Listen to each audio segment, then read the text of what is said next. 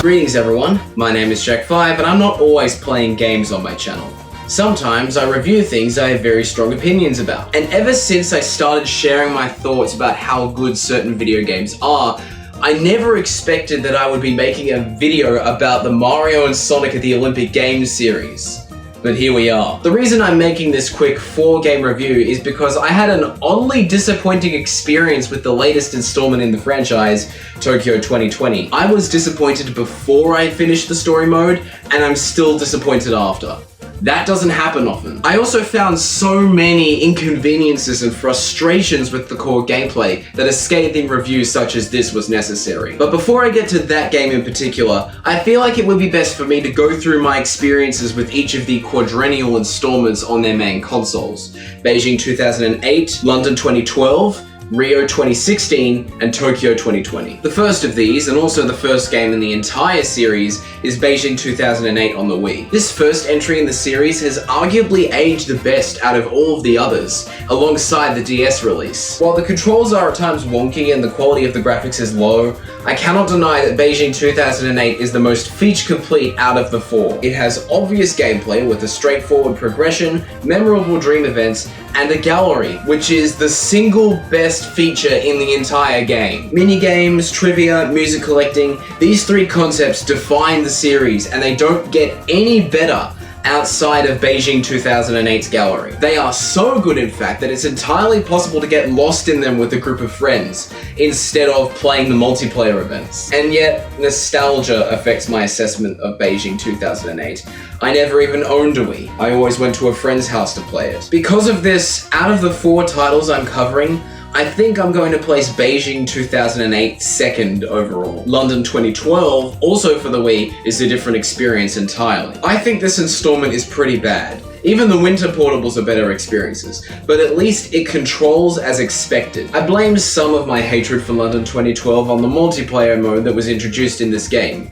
I believe it was called London Party. I would always gravitate towards it because it was one of the most prevalent items on the main menu. However, it's packed with way too many ideas and concepts that the entire game gets weighed down as a result. Later games figured out how to make these concepts work by splitting them into different modes. It honestly feels like Smash 4 for Wii U's Smash Tour, but sponsored by the International Olympic Committee. It also has less of a focus on the gallery, if there was any focus on the gallery at all, which is why I'm putting London 2012 in 3rd place. Now, this is very likely a controversial opinion, but I believe that Rio 2016 for the Wii U is the best of all 4 of these titles. Reason being its replayability. It follows London 2012 in terms of a lack of gallery focus, but it more than makes up for that with the overhauls to the navigation of the main menu and the graphical improvements. A common complaint is that Rio 2016 has so few events that even the winter releases and portable releases have more than it. But it's impossible to argue that these events weren't lubed to the extreme. What little visible content there is in Rio 2016 is made up for by how it controls, which is what truly matters in a video game. You need to feel immersed when playing a video game, and this game does it better than any of the other choices I have.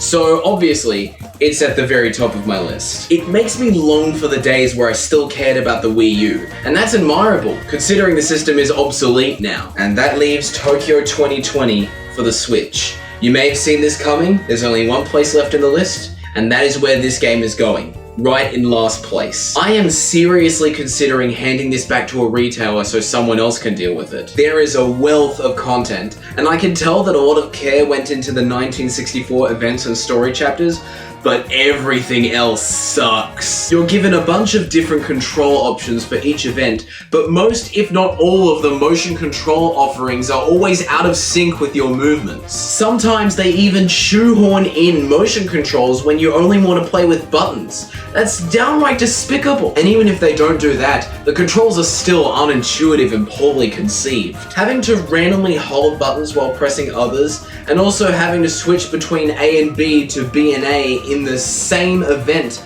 is just insanity. Meanwhile, the story mode has no repeating or branching paths like I would expect from a game with so many events and characters. The way the characters talk in the cutscenes is so boring. It's just as boring as Mario Tennis Aces, if not more so. I swear, I wanted the main characters in the modern world to punch the villains because of how slow everything was happening. They even managed to make skipping text unbearable. In the 1964 world, you have to wait until the first line of text has been printed before you can even press the skip button. What's left of the gallery is trivia and 10 lackluster mini-games that offer no replay value. Mini-games should offer rewards beyond just a high score, and also increasing difficulty with each session. That's what Beijing 2008 does. Even the music and visual style of Tokyo 2020 isn't as good as the vistas and parades that were present in Rio 2016. It honestly baffles me how I'm able to list off so many negative aspects of Tokyo 2020. And I have no intention of touching this game ever again. I'd have more fun playing Beijing 2008 on the DS. And you know what? I might actually play this after this video is finished. Thank you so much for watching this review. Leave your thoughts in the comments below. And as always, I'll see you all next time.